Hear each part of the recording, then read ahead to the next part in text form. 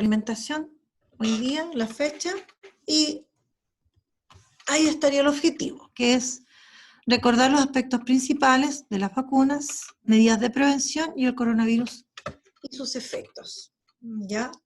Que en realidad es un tema bastante importante. Bueno, así que lo anotan, por favor. Bueno, habíamos hablado de qué es lo que eran las vacunas.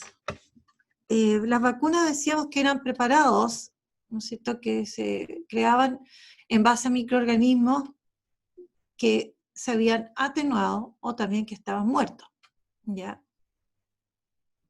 O también, en algunos casos, ¿no es cierto?, hay otro tipo de vacuna que se producen con toxinas de estos microorganismos, ¿ya? Pero de eso están hechas en general las vacunas. Ahora, la duración de una vacuna, bueno, va a depender del tipo de vacuna, ¿no es cierto? Por ejemplo, ¿qué importancia tienen las vacunas, no es cierto? Cuando uno se vacuna, lo que se busca es crear, lo que decíamos la semana pasada o antepasada, inmunidad en los individuos. De esta manera, ¿no es cierto?, las personas que se han vacunado van a producir anticuerpos y van a estar preparados, ¿no es cierto?, para infecciones o exposiciones futuras a algunos agentes patógenos y para poder combatirlos. Eso es lo que pretende, ¿no es cierto?, entonces, la vacuna.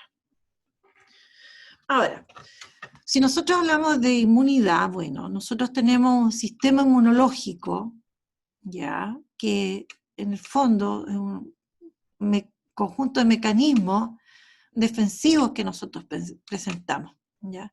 Y que lo que busca es mantener al organismo libre de agentes extraños dentro de todo lo posible. Nosotros tenemos un sistema inmunológico bastante eficiente, bastante eficaz, o sea, hace bien la pega, ¿ya? Y lo otro que tiene como varias divisiones de él, por lo tanto se ataca por distintos lados para que precisamente estemos libres de agentes patógenos, ¿ya? Ahora, estos elementos que nosotros nos podrían atacar, ¿no es cierto?, estos elementos extraños para el organismo, son los que nosotros denominamos antígenos, ¿ya? Y cuando el organismo está en presencia de algún antígeno, un elemento que considera extraño, ¿no es cierto?, el organismo fabrica los llamados anticuerpos. ¿Ya? Entonces, aparece una reacción que nosotros denominamos reacción antígeno-anticuerpo. Y este antígeno no solamente equivale a microorganismos, virus, bacterias, hongos o protozoos, ¿no es cierto?, sino que también son considerados antígenos, decíamos, sustancias químicas. Por ejemplo, el polen, por ahí alguno lo dio de ejemplo, puede ser considerado, ¿no es cierto?, como un antígeno, ¿ya? Bueno, y aquí hay una imagen que estaba en la otra diapositiva, ocupo la misma, donde muestra, ¿no es cierto?, aquellos componentes del sistema inmune, ¿ya? Y podemos ver, ¿no es cierto?, que se compone tanto de células como órganos y tejidos, los cuales se distribuyen por todo el organismo. No están, ¿no es cierto?, no está localizado en un lugar específicamente del sistema inmunológico como otro sistema, ¿ya? Sino que tiene sentido que esté repartido por distintas partes del cuerpo. Ahora, dentro del sistema inmunológico, considerando el sistema inmunológico, tenemos como dos divisiones, ¿no es cierto? Una división, ¿no es cierto?, que constituye la llamada inmunidad innata o no específica, y que es con aquella inmunidad con la que nosotros nacemos, ¿ya? Y esos mecanismos son los que primero actúan, ¿no es cierto?, cuando nosotros nos vemos enfrentados a algún elemento extraño, ¿no es cierto?, esa inmunidad en la que primero, ¿no es cierto?, empieza a trabajar y empieza a combatir a estos elementos que son extraños, ¿ya? Por lo tanto, tampoco es como, no es específica, a eso se refiere, no va a ser selectiva, ¿ya? Y por otro lado, ¿no es cierto?, tenemos la otra división de nuestro sistema inmunológico, que es la inmunidad específica o adquirida, y que la vamos a desarrollar precisamente en presencia del antígeno. O sea, si no existe este antígeno, nosotros no vamos a desarrollar esa inmunidad, ¿ya? Entonces, cuando nosotros nacemos, ¿no es cierto?, nosotros no tenemos nada de esta inmunidad específica, nada. En la medida que pasa el tiempo, nosotros vamos a ir desarrollando esta inmunidad y van a ir quedando algo, ¿no es cierto?, de estos anticuerpos y algo en la memoria de algunas células, porque existe cierta memoria en el sistema inmunológico, ¿ya? Y aquí eso es lo que, bueno, mostramos, ¿no es cierto?, esta reacción de la que mencionamos, la reacción antígeno-anticuerpo. Ahora, los anticuerpos son específicamente proteínas, ¿ya? Y las proteínas, ¿qué son? Son moléculas orgánicas que son propias de los seres vivos. Ahora, si nosotros nos estudiamos, buscamos un poquito en general de las proteínas, en los seres vivos hay muchas proteínas, miles de proteínas, y son fundamentales porque cumplen distintas funciones. Una de esas funciones de estas proteínas, hay un grupo de ellas que es la función defensiva, y esos son los anticuerpos, ¿ya? Pero ¿cuándo los vamos a generar? Cuando haya presencia de un antígeno. Si no hay presencia del antígeno, no vamos a generar esos anticuerpos, ¿ya? ¿Qué es lo que nos está pasando ahora con el famoso coronavirus? Nosotros crearemos anticuerpos contra el coronavirus solo si adquirimos o desarrollamos la enfermedad, es decir, nos infectamos y desarrollamos la enfermedad. Bueno, y aquí aparece entonces esta palabra, ya se ha mencionado varias veces, inmunidad. ¿Y a qué se refiere la inmunidad? La inmunidad tiene que ver con estar protegido, ¿ya? Y se usa en otros ámbitos, no solamente acá en la biología. Bueno, pero aquí nosotros vamos a estar protegidos, obviamente, frente a la acción de los agentes patógenos, específicamente. Ahora, ¿cómo logramos esta inmunidad? A través de lo que llamamos la inmunización, que es el proceso que nos lleva a adquirir inmunidad.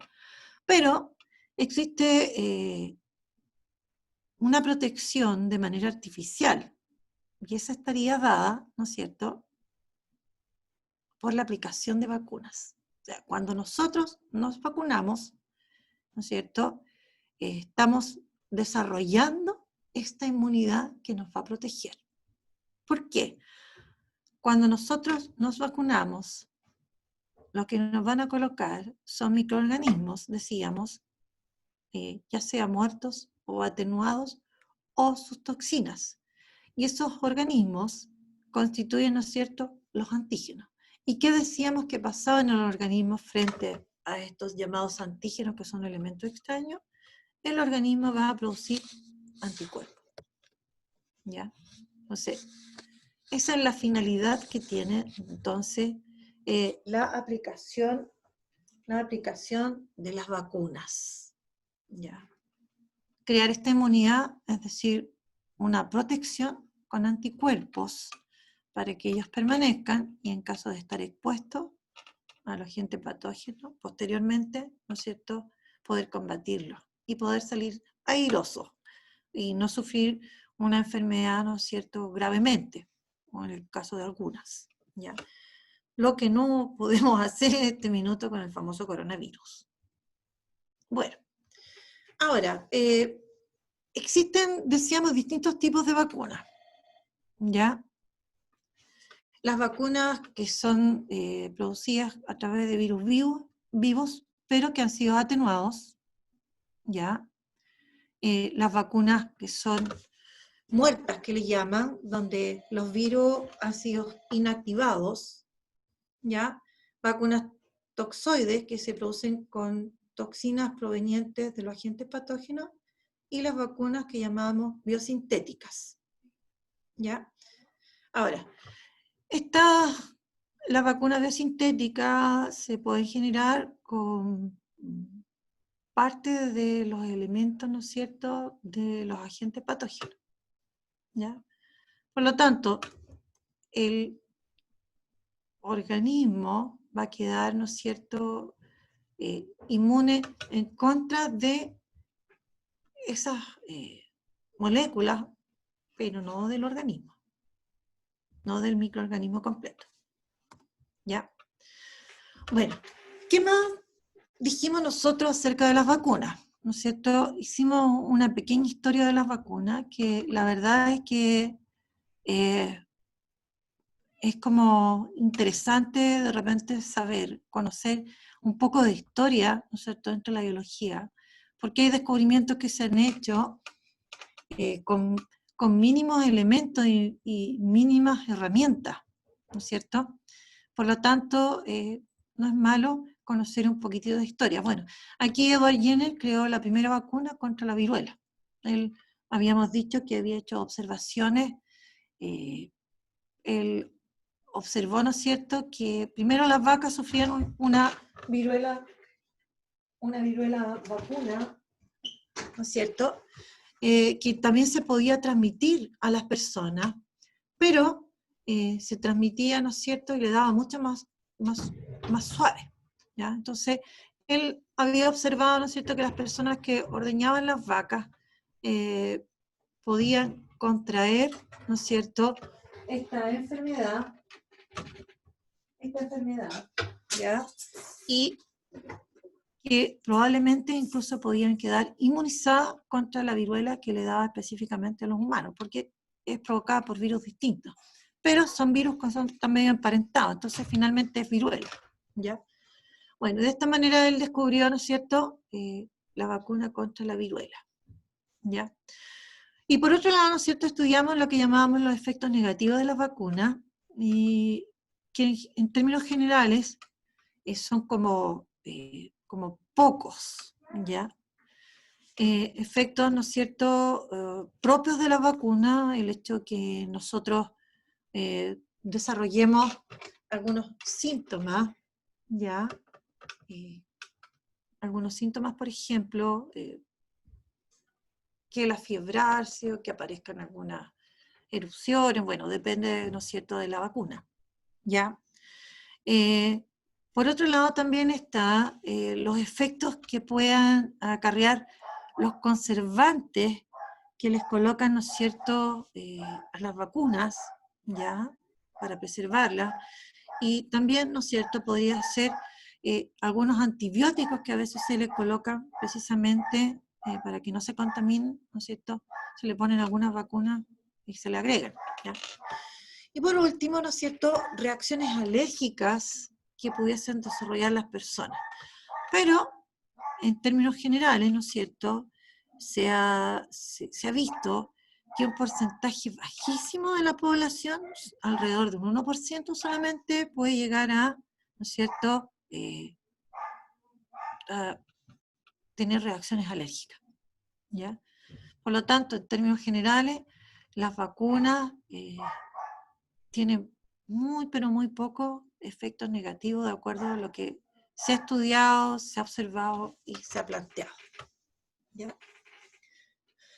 Bueno, otro de los aspectos que nosotros habíamos visto, que se me estaba quedando en el tintero, que lo menciono porque no es malo que lo tengamos en cuenta, es que en Chile existe un programa de inmunización y que se traduce finalmente que exista calendario, ¿no es cierto?, un calendario de vacunas anuales, que nosotros lo estudiamos, lo analizamos y que debemos tener en cuenta, ¿no es cierto?, sobre todo aquellos que pueden ser papás o mamás, ¿no es cierto?, debemos considerarlo.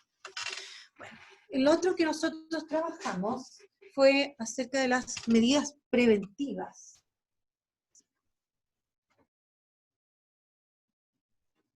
¿ya?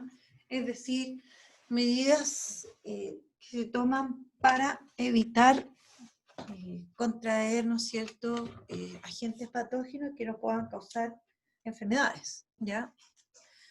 Ahora, estas medidas, ¿no es cierto?, tienen que ver con el tipo de agente y con la enfermedad. Bueno, nosotros estuvimos viendo algunas enfermedades que eran, si bien todas infecciosas, ¿ya?, pero eran como un tanto diferentes, por lo tanto, algunas medidas que se podían aplicar para evitar contraerlas, ¿no es cierto?, eran un tanto diferentes, ¿ya? Y ahí hablamos, por ejemplo, de la gonorrea, de la cual ustedes, ¿no es cierto?, manejaban información, porque es una ITS, ¿ya?, una infección de transmisión sexual que es causada por una bacteria. Ahora, esta habíamos visto que afectaba, ¿no es cierto?, a los adultos jóvenes, ¿ya? Y sabíamos, obviamente, porque una ITS que se transmite a través de las relaciones sexuales, todos los tipos de relaciones sexuales, ¿no es cierto? ¿Ya? Pero también se puede transmitir con agujas infectadas. Por otra parte, ¿no es cierto?, se van a haber dañado, ¿no es cierto?, el tracto genital o la boca o el ano cuando se padece esta enfermedad. Ahora, algo muy negativo de esta enfermedad es que existe la transmisión vertical, o sea, ¿no es cierto?, el bebé puede dañarse, ¿no es cierto?, cuando la mamá, estando embarazada, tiene, ¿no es cierto?, o sea, tiene gonorrea, ¿ya? Ahora, otro aspecto complejo de la gonorrea es que puede llegar a ser asintomática, ¿ya? Y puede entonces la persona pasar tiempo con ella y convertirse, ¿no es cierto?, en una enfermedad grave finalmente, si es detectada como medio tardíamente, ¿ya? Y lo otro que vimos es que analizamos gráficos sobre la gonorrea acá en Chile, y bueno, vimos que existían bastantes casos de gonorrea que habían aumentado considerablemente en los últimos años, y lo otro que era bastante importante, interesante, no sé cuál es el calificativo usar, es que se daba, además de ser en adultos jóvenes, sobre todo en hombres. El sexo masculino se lleva un porcentaje bastante más alto que las mujeres, ¿no es cierto?, en cuanto a contraer la gonorrea, ¿ya? Bueno, y aquí aparece esta pregunta que debemos tenerla en cuenta para este y para muchas otras ITS también. ¿Qué medidas de prevención se pueden aplicar? ¿Ya? Bueno, otra de las enfermedades de la que hablamos, que es distinta en varios aspectos, ¿no es cierto?, era el hantavirus. Ya es una enfermedad viral aguda grave. ¿Ya? Ahora, ¿cómo se transmite este virus a las personas? ¿No es cierto?, a través de los ratones de campo, ¿no es cierto?, que decíamos que eh, podían infectar, podían contaminar, ¿no es cierto?, objetos, alimentos, ¿no es cierto?, con sus salivas, sus heces, su orina, etcétera, ¿ya? Y el hombre tomar contacto con eso y así contagiarse, ¿ya? Ahora, es poco frecuente en términos generales, ¿no es cierto?, esta enfermedad, pero es una patología grave, lo cual implica que un porcentaje importante, decíamos, de la población tiene posibilidad de fallecer. Entre un 30 y un 40% de las personas que padecen hantavirus tienen posibilidades de morir, ¿ya? Porque se genera, ¿no es cierto?, un cuadro bastante complejo, ¿ya? Ahora, no existe medicamento, ¿no es cierto?, que la pueda curar, pero lo suelen tratar cuando está en su etapa primaria, ¿no es cierto?, con plasma inmune, o sea, con plasma con anticuerpos de una persona que ha padecido la enfermedad, ¿ya?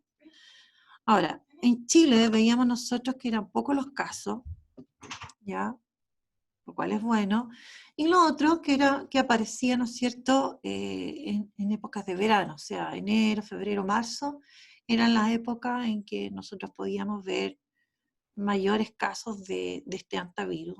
Dentro de mayores, digamos, igual se generan pocos, gracias a Dios, ¿no es cierto? Pero aparecían en esa época, ¿ya? Y lo mismo, ¿qué medidas de prevención se pueden aplicar? Ya, la pregunta sigue ahí.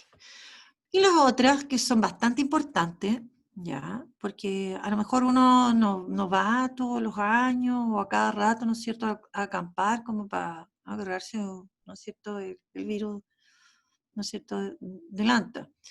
Pero en este caso, sí, pues aquí hay actividades que desarrollamos constantemente que nos podrían llevar a tener o aumentaría la posibilidad de tener uno de estos tipos de enfermedades, que son las ETA, enfermedades transmitidas por los alimentos o por el agua contaminada, ¿ya?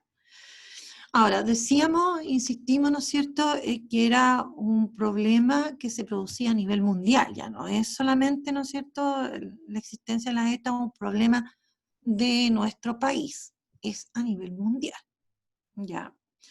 Ahora, ejemplos de algunas enfermedades que nosotros tenemos y hemos tenido, por ejemplo, el cólera, ¿ya?, que es causado por un virus, la hepatitis A, el tifus o fiebre tifoidea, que yo diría que hay poquísimos casos, pero hay.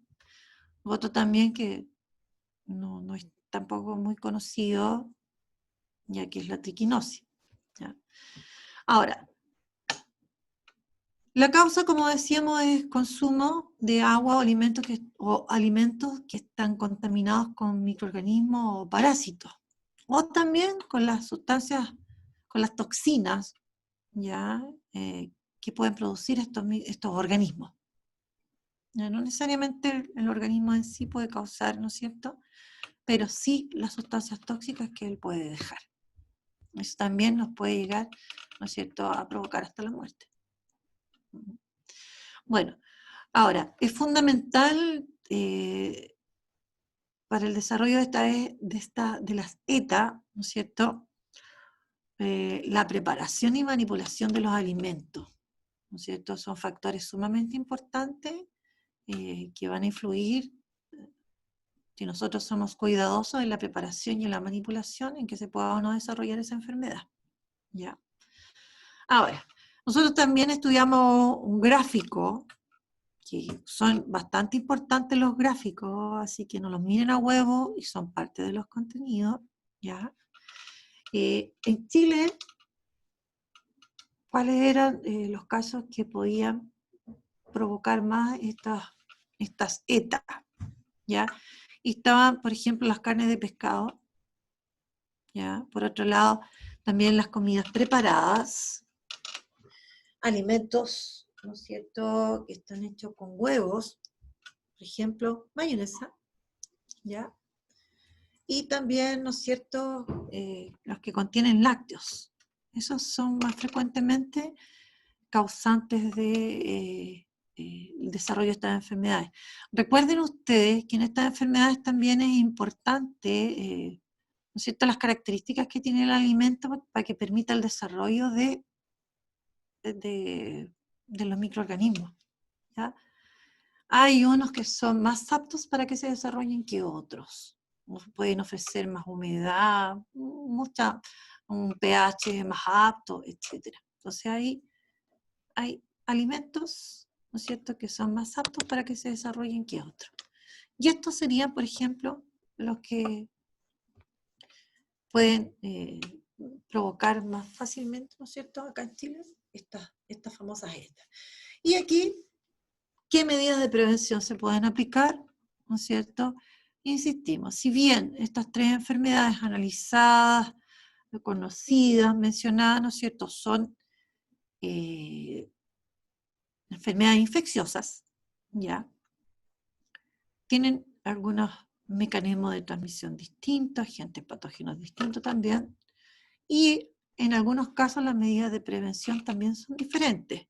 Pero la medida que nunca va a fallar es la medida de higiene, ¿no es cierto? Esa va a estar presente en todas, ¿no es cierto? Manteniendo medidas de higiene, nosotros estamos de alguna manera previniendo la transmisión de muchas enfermedades.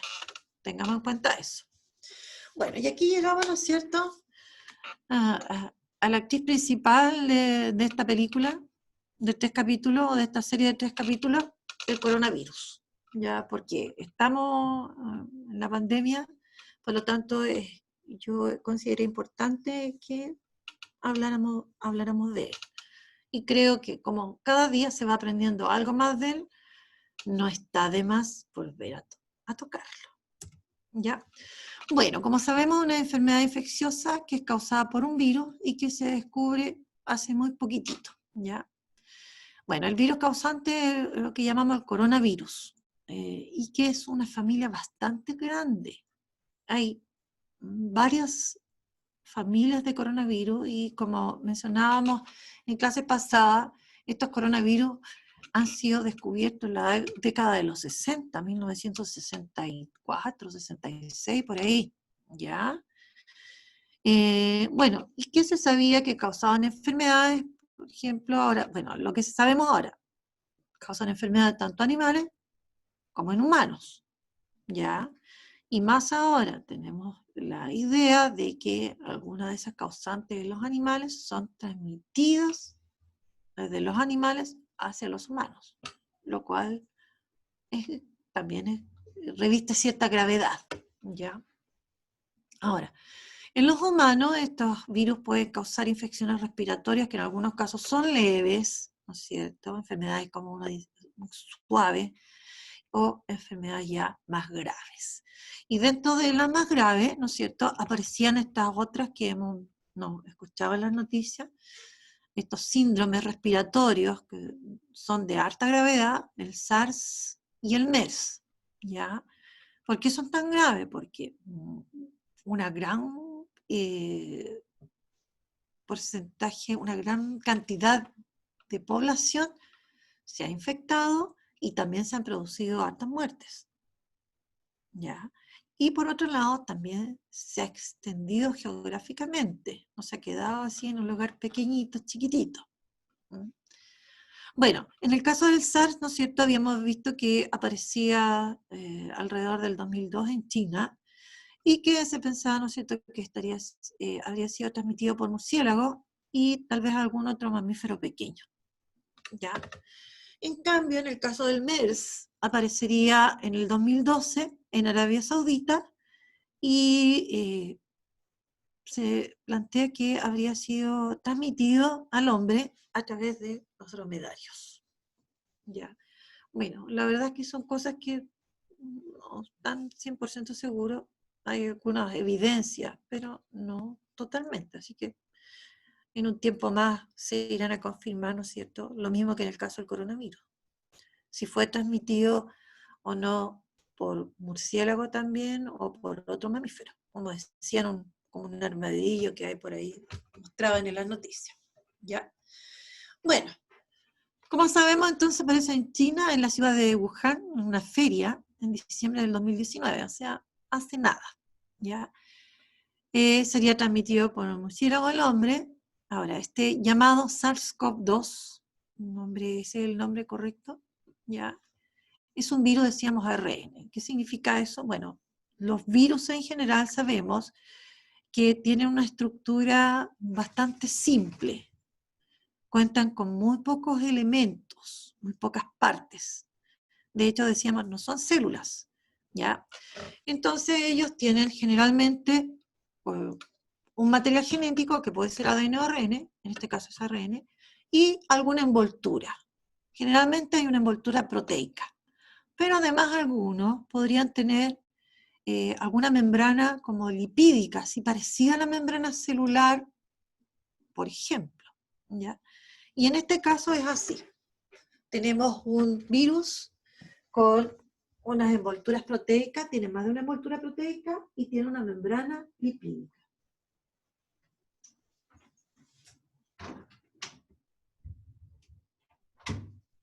¿Ya? Bueno, ahora, nosotros habíamos visto que este virus podía generar 4 tipos de proteínas distintas. y esas proteínas son las que forman esta envoltura, y hay una de esas 4 proteínas que está como ensamblando al ARN, ¿ya? Entonces, hay una proteína que está con el ARN y otras proteínas que constituyen, ¿no es cierto?, esta envoltura, y otra que forma estas especies de puntas que tiene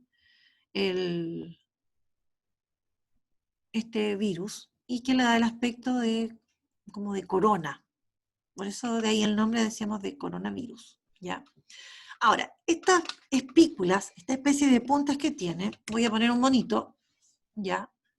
Lo que constituiría la proteína S, o sea, esta especie de punta, estas espículas estarían hechas de esta proteína S. ¿Ya? Ahí están las partes. Busqué otro monito, no quise poner el mismo. Esto es como una maqueta. ¿Ya? Bueno, estas espículas decíamos que eran muy importantes porque a través de ellas, ¿no es cierto?, este virus se podía unir a las células que él iba, entre comillas, a parasitar. También hemos dicho, los virus, ¿no es cierto?, no son células, los virus requieren de células vivas para poder multiplicarse.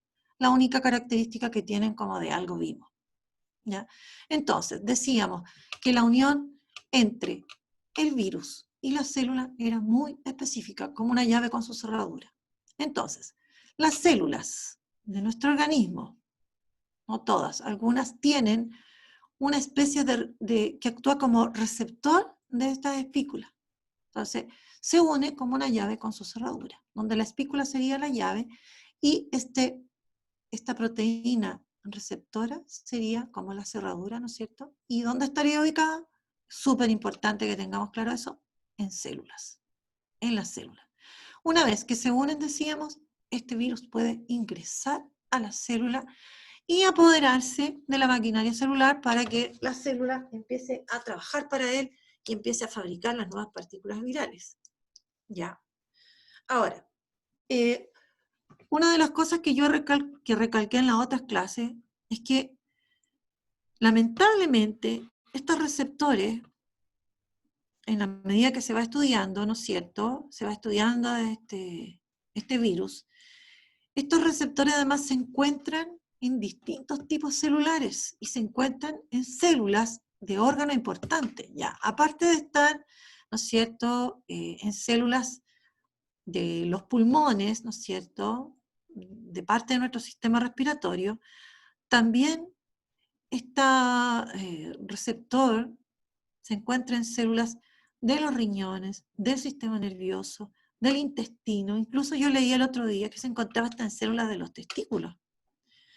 Y debemos tener claro que cuando este virus se une a la célula, se mete a la célula y finalmente las células se van a destruir. Él se apodera de la célula, se crean nuevas partículas virales, nuestro sistema inmunológico reconoce esas células con el virus adentro como algo extraño y las empieza a combatir. Y ahí queda, ¿no es cierto?, la grande. Entonces se destruyen esas células, se destruye tejido. Y si nosotros pensamos que a veces nos puede llegar no solo a los pulmones, puede llegar a los riñones, puede llegar al sistema nervioso, o sea, es que este virus deja, ¿no es cierto?, el desastre en el organismo. Por eso que hay personas que llegan a estar muy graves, ¿ya? Bueno, entonces es bastante complejo, hemos visto, ¿no es cierto?, todo el mecanismo de este virus. Y esa unión que se establece entre el virus y la célula es muy específico, muy, muy específico. Y lo otro que mencionábamos, que es importante, es que estas proteínas que actúan como de receptores, como la cerradura, porque las espículas del virus serían como la llave, decíamos el otro día, y lo vuelvo a reiterar, es que ellas son moléculas que tienen funciones en el organismo, reguladas la presión arterial. Entonces, si se une el virus, estas proteínas dejan de cumplir su función. Entonces ahí había otro problema más. Aparte de que la célula se destruya, hay otro problema más que queda presente. ¿Ya? Bueno, y aquí están mencionadas, ¿no es cierto?, todas las etapas todos los pasos que sigue el virus, ¿ya? Para poder ingresar a la célula y para que la célula fabrique las partículas virales. Que se pega a la célula, ¿no es cierto? Se une, se mete al interior de la célula, el ARN se libera de esa proteína con la que está unida, se empieza a sintetizar, ¿no es cierto?, y replicar nuevo ARN, porque ahí está la información para las nuevas proteínas, se forman las nuevas proteínas y se empiezan a ensamblar las partes del virus para formar estas nuevas partículas virales, nuevos virus. Y finalmente, la última etapa, que es la liberación de estos virus. O sea, está listo una montonera de nuevos virus para ir a infectar, ¿no es cierto?, otras células del organismo. ¿Ya? Bueno, eso sería entonces sobre el coronavirus. ¿Ya? Cada día que pase nos podremos dar cuenta con la información recopilada, ¿no es cierto?, si vamos leyendo, si vamos escuchando, que este virus, ¿no es cierto?, realmente para nosotros es bastante desastroso, o sea que realmente puede provocar una gran cantidad de muertes más. ¿Ya? Bueno, ¿alguna pregunta de esto? Porque sobre todo esto va a ser la prueba del próximo jueves. ¿Alguna duda, niños? Aunque sea por el chat, que ya lo estoy asumiendo.